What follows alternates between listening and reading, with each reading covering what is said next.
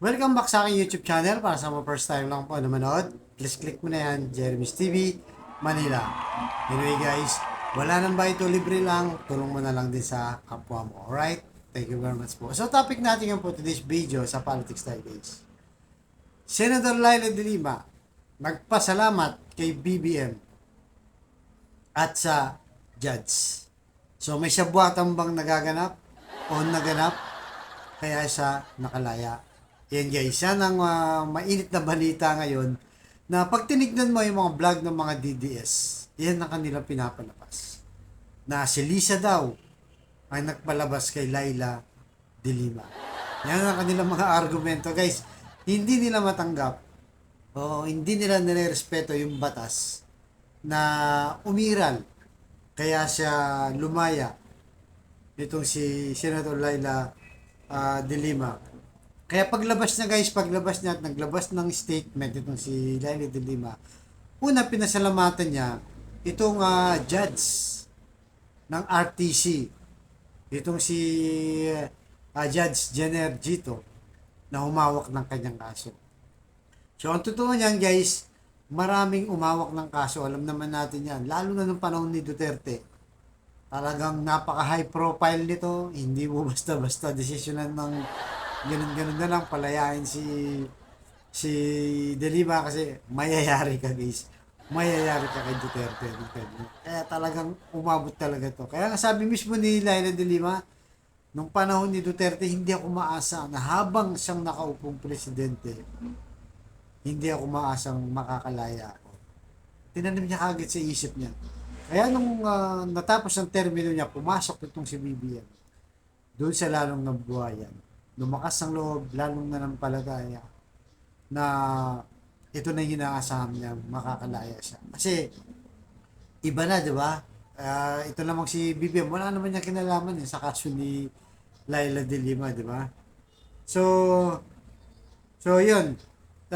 Panoorin muna natin guys yung kanyang statement bago natin tuloy ating reaction, yung kanyang pasasalamat sa judge at kay BBM. So nato guys, panoorin muna natin. Pasok! Senator Gito sa kanyang katapatan sa batas at sa hustisya.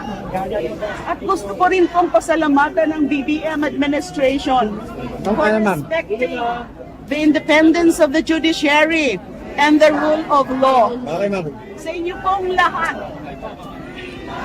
na naniwala po sa akin, Magtutulak, oh. maraming salamat po. Hindi niyo po ako pinabayaan. Pinaglaban niyo po ako dahil pinaglalaban po kayo lagi. Maraming salamat. Sa inyo, media, sa inyong walang pagod na susubaybay sa aking mga kaso. Malaking bagay po yun. Maraming salamat. So yun guys, napanood nyo, di ba? Unang-unang pinasalamatan yung judge. Dahil yung judge ay naging patas siya. Pinairal niya yung katarungan, di ba? At kung ano yung tama. Kasi alam naman natin, di ba guys? Tatlong kaso yan. So yung una, kaso niya, pangalawa, na-dismiss na yan. Absuelto na siya dyan sa pare-parehong drugs to guys. At lahat ng kaso na yan, no bail siya. So dito nagkaroon siya ng bail dahil mahina ang ebidensya. Kaya pinayagan na nitong si Judge Jenner Gito na pansamantalang makalaya muna. Kasi guys, hindi pa tapos siya, magkakaroon pa ng hearing, aayusin pa yan. Pero tingin ng iba, hindi na magtatagal kasi nga nakitaan na ng kahinahan ng mga ebidensya. So bukod doon, sabi nga niya, nagpapasalamat tayo kay BBM, di ba? Sa kanyang administrasyon dahil pinairal niya, di ba? Ang independent ng judiciary, hindi siya nakialam na dapat sana pwede siyang makialam, di ba? Sabihin niya, naku, nakakaya kay Duterte. Huwag niyo pakawalan niya, pwede yun guys, di ba? Kasi nung panahon ni Duterte, pag gusto niya, di ba? Hindi ka pwedeng sasaway sa kanya. Nakita naman natin yan, di ba? Kahit mga kritiko pa lang. Nakita yung si Trillanes, di ba? Binugbog ng dinurog talaga. Talagang naging masama ang imahe niya. sa taong bayan, ganun din ang ginawa niya kay Laila de Lima. Kaya umabot siya sa kulungan.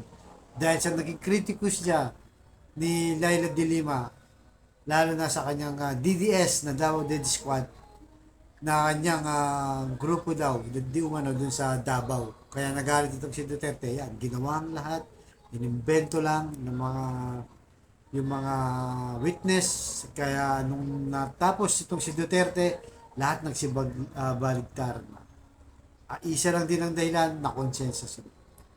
Kaya kaya nga nagpasalamat siya kay Duterte ay kay BBM dahil hindi siya nakipagsabot sa kanya. Walang sabuatan naganap dito. Ganun din kay Judge. So pinairal kung ano yung batas. Kaya sa mga DDS, irespeto, di ba? Itong batas na to eh. Irespeto kasi based yan sa evidence na mahina kaya sa pinayagan. Kaya yung mga ibang taga-suporta ni Duterte talagang nakawala na naman yung drug law. Ginagano nila guys. Nakawala na naman yan, di ba? Dadami na namang drugs eh. Hindi naman naubos yung drug guys, lalo pang dumami, di ba? So yan ang nangyayari. Kaya pinapalutang ng mga DDS na talagang nakipagsabuatan itong si Laila de Lima kay BBM. Kaya ngayon, ang dami nang bumabatikas na naman. Hindi na sila natapos guys. Lagi na lang may black propaganda. Kapag talaga hindi pabor sa kanila, di ba? Double standard sila. Pag hindi pabor kay Duterte, nagagalit sila, binabatikos nila yung nagiging kalaban ni Duterte. So tayo guys, lilinawin lang natin, hindi tayo supporter ni Laila de Lima. At alam natin si Laila de Lima tumakbo sa ticket ni BP Lenny, di ba? Nakakamping. So hindi rin tayo kakamping pero wala tayong problema dyan kasi unang-una, di ba? Ito yung tama, di ba? Kaya kahit hindi natin sila sinuportahan nung araw, panig tayo sa kanila ngayon. Kasi yan ang tama di ba? Yan ang tama. Imagine mo, halos 7 years na nakakulong yung tao. Di ba? Ngayon lang pinalaya dahil kakatapos lang ng termino ni Duterte. At tuwang-tuwa dito guys, ang dami nga nag-greet sa kanya. Welcome na mga ambassador ng UK, ng US, ng mga western country na mataas ang tingin sa humanitarian o sa human rights. Kaya winelcome siya. Ginreeting siya na sa kanyang paglaya ay nakamit niya yung hostisya. Kaya wag po tayong palilin lang guys sa mga nagsasabi na kagaya sa akin, sabi ko na kahit hindi tayo supporter din ni BBM dahil hindi siya nakialam sa batas, pinairal niya kung ano yung tama, binigyan niya ng sariling kakayahan yung judiciary na yun naman talaga nararapat, pasalamat din tayo sa kanya guys. Kahit alam niyo naman, nagkikritiko tayo sa ibang bagay. So kagaya sinasabi ko lang, di ba? Pagka may magandang policy naman itong si BBM, pinupuri natin, pinasasalamatan natin. Diba? Hindi kagaya ng mga iba dyan, sabi nila, pag may mali daw, binoboljack. Pag tama, pinapalakpakan. Eto, tama na nga, di ba? Boljack pa rin. So, hindi totoo sa kanila. Tumitingin sila sa kanilang politiko. Di ba? Sa kanilang iniidolo. Tayo hindi. Di ba? Tayo hindi. Kung saan yung tama at kung ano yung nararapat para sa mga mamamayang Pilipino na ating, kagaya natin, mga ordinaryong tao, di ba? Katarungan, katotohanan, dun tayo guys. Wala tayong pakialam sa politiko, lalo na kung nakikita natin mali naman. Pero kagaya ng tamang ginagawa, kagaya nito guys, hindi tayo supporter ni De Lima, pero kino-congratulate natin sa nakalaya sa. Hindi tayo supporter ni BBM. Alam niyo naman, isko tayo, di ba?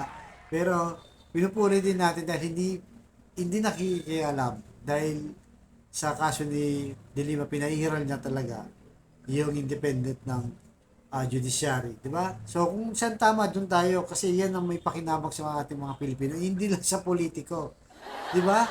Wala tayong pakialam diyan kasi yan personal na interest lang ang kanilang iniisip. Habang tumatagal, sila lang yung mayaman, tayo mga may hirap, ordinaryong tao, hindi naman nagbabago ang buhay, di ba? So, diyan po tayo tumingin habang papalapit yung 2025 election. suriin na natin ngayon pa lang. Huwag kayong papalin lang doon sa nagsasabi na gusto nila, pagpabor sa kanila, yun lang ang kanilang pupurihin. Pero pag hindi na nila nire-respeto. Pinag-iisipan na ng masama kagaya nito, baka daw may kutsabahan lang nangyari, di ba? Si BBM, yung judge, saka si De Lima. So tayo, hindi tayo naniniwala dyan. Kung tama tayo, guys. Alright? So, nandito na lamang po. Abangan nyo ang susunod nila. Thank you very much.